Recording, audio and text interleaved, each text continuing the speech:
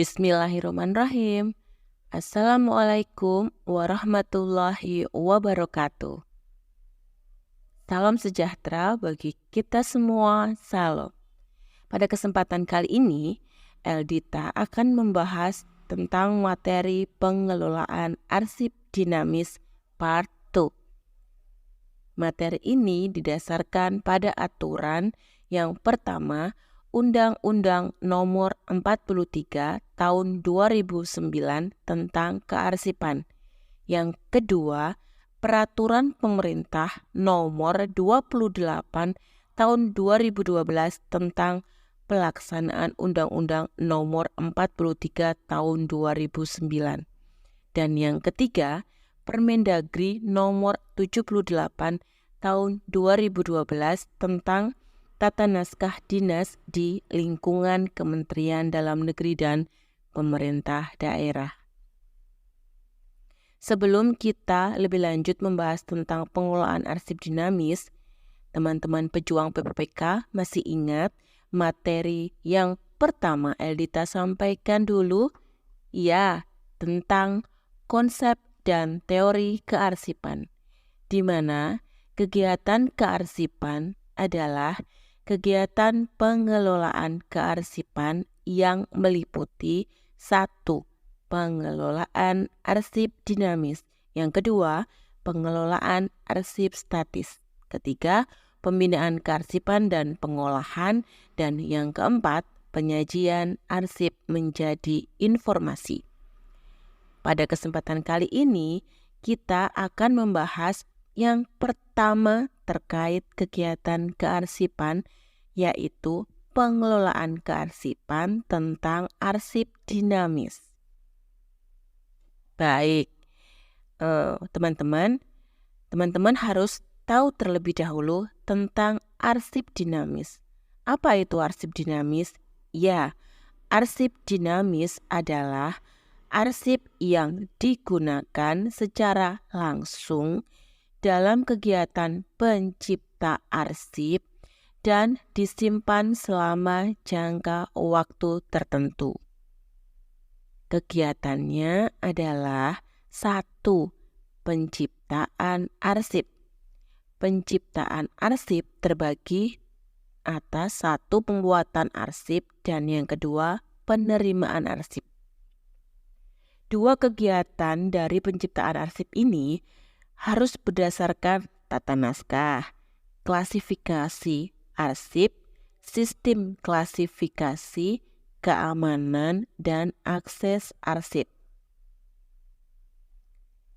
Perlu juga diketahui tentang syarat arsip dinamis. Yang pertama adalah harus handal, sistematis, utuh, menyeluruh, sesuai dengan norma, standar, prosedur, dan kriteria. Nanti Eldita akan buatkan sendiri terkait materi penciptaan arsip, penggunaan arsip, dan pemeliharaan arsip. Sekarang kita akan membahas lebih lanjut tentang tujuan dari pelaksanaan pengelolaan arsip dinamis, yaitu menjaga keautentikan, keutuhan, keamanan, dan keselamatan arsip melalui pemberkasan arsip aktif, penempatan naskah ke dalam suatu himpunan yang tersusun secara sistematis dan logis sesuai konteks kegiatannya sehingga menjadi suatu berkas. Kemudian, penataan arsip inaktif. Penataan pada unit kearsipan melalui kegiatan pengaturan pada unit kearsipan melalui kegiatan pengaturan fisik arsip, pengolahan informasi arsip, dan penyusunan daftar arsip inaktif. Yang terakhir yaitu tentang penyimpanan arsip. Arsip dinamis terbagi atas atau terdiri dari 1. Arsip aktif. Yang kedua, arsip inaktif. Yang ketiga, arsip vital. Arsip aktif berdasarkan pengertiannya, yaitu arsip yang frekuensi penggunaannya tinggi dan atau dilaksanakan secara terus-menerus. Yang arsip inaktif itu kebalikannya, yaitu arsip yang frekuensi penggunaannya telah menurun. Sedangkan arsip vital adalah arsip yang keberadaannya merupakan persyaratan dasar bagi kelangsungan operasional pencipta arsip, tidak dapat diperbaharui dan tidak tergantikan apabila rusak atau hilang. Contoh dari arsip aktif, arsip inaktif itu bisa daftar hadir atau absen karyawan, atau surat dalam tahun berjalan. Contoh dari arsip vital seperti SK, pedoman, panduan yang keberadaannya sangat penting bagi pencipta arsip.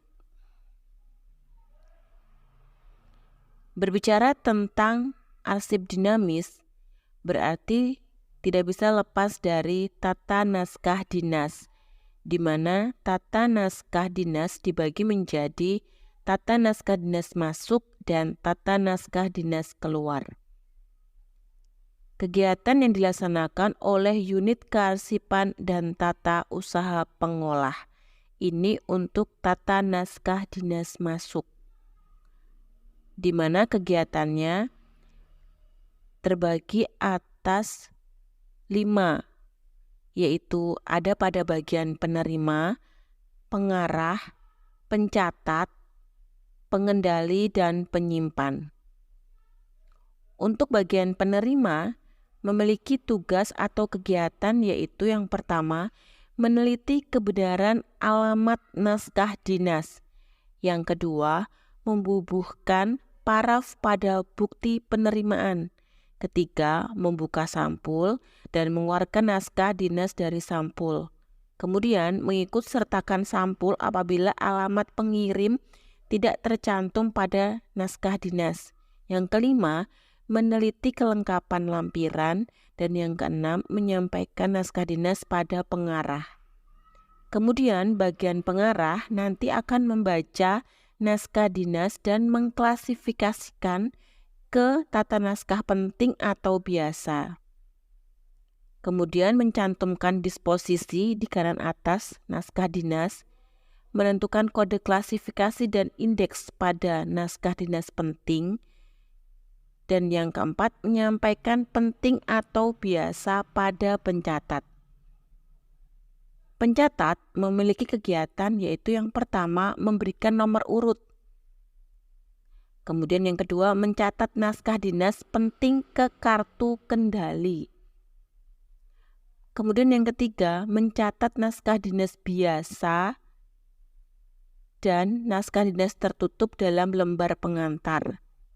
Yang keempat dan kelima ini sangat penting, yaitu untuk naskah dinas penting itu ada 4 lembar kartu kendali. Untuk naskah dinas biasa dan naskah dinas tertutup itu ada 2 rangkap lembar pengantar atau kartu kendali. Pada pengendali, setelah menerima dari pencatat, maka tugasnya adalah 1. Menerima naskah dinas dari pencatat. Yang kedua, meneliti kebenaran nomor kode dan pengisian kartu kendali serta meneliti kelengkapan lampiran. Yang ketiga, menyampaikan naskah dinas penting beserta kartu kendali 3 berwarna kuning.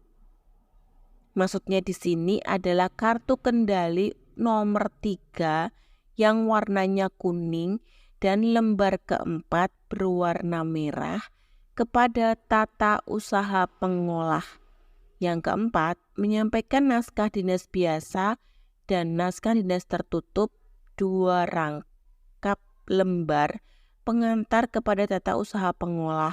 Yang keenam, Menyusun kartu kendali lembar 1 berwarna putih dalam lemari katalog berdasarkan urutan nomor kode. Yang ketujuh, dalam susunan kode, kartu kendali disusun berdasarkan urutan abjad pada indeks. Menyusun kartu kendali lembar 2 berwarna hijau dalam lemari katalog berdasarkan instansi dan menurut urutan waktu. Berarti di sini dalam membuat kartu kendali itu ada 4 lembar, yaitu lembar pertama berwarna putih, lembar kedua berwarna hijau, lembar ketiga berwarna kuning, dan lembar keempat berwarna merah. Pada penyimpan memiliki tugas dan kegiatan yaitu menyimpan kartu kendali lembar 3 berwarna kuning yang diterima kembali dari tata usaha pengolah dan disimpan ke dalam file sebagai pengganti arsip selama naskah dinas berada di unit pengolah. Tata naskah dinas keluar meliputi kegiatan yang dilaksanakan oleh tata usaha pengolah dan unit kearsipan. Tata usaha pengolah mempunyai tugas 1. Mencatat naskah dinas keluar dalam kartu kendali rangkap 3 berwarna putih, kuning, dan merah. Yang kedua, menyampaikan konsep dan net beserta 3 kartu kendali kepada pengendali pada unit kearsipan. Yang ketiga, menyimpan kartu kendali berwarna merah menurut urutan nomor kode. Yang keempat, mengendalikan naskah dinas yang belum selesai pengolahannya dan menyampaikan naskah dinas yang sudah selesai pengolahannya kepada penyimpan. Unit kearsipan itu ada kegiatan pengendalian dan penyimpanan. Pengendalian mempunyai tugas yaitu memberikan nomor kode klasifikasi pada kartu kendali dan mengembalikan kepada tata usaha pengolah. Yang kedua, penyimpanan kartu kendali berwarna putih menurut urutan nomor kode.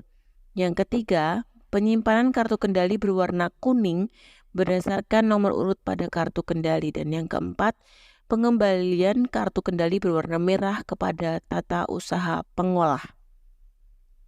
Penyimpanan itu sendiri mempunyai tugas menyimpan kartu kendali berwarna kuning menurut nomor urut sebagai pengganti arsip selama naskah dinas masih berada di unit pengolah.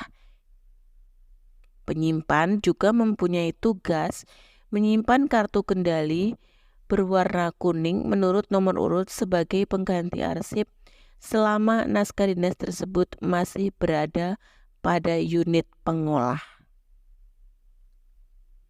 Materi ini agak sulit karena harus benar-benar menghafal kartu kendali lembar berapa, kemudian warna berapa, kemudian fungsinya untuk apa. Tapi biasanya ini sering keluar pada soal terkait arsiparis, baik itu terampil maupun ahli. Sampai di sini dulu materi tentang pengelolaan arsip dinamis. Jangan lupa tekan like, subscribe, dan bunyikan lonceng merahnya. Sampai ketemu di pembahasan materi berikutnya terkait pengelolaan arsip dinamis part 3. Wassalamualaikum warahmatullahi wabarakatuh. Salam sejahtera untuk kita semua. Salam, tetap semangat.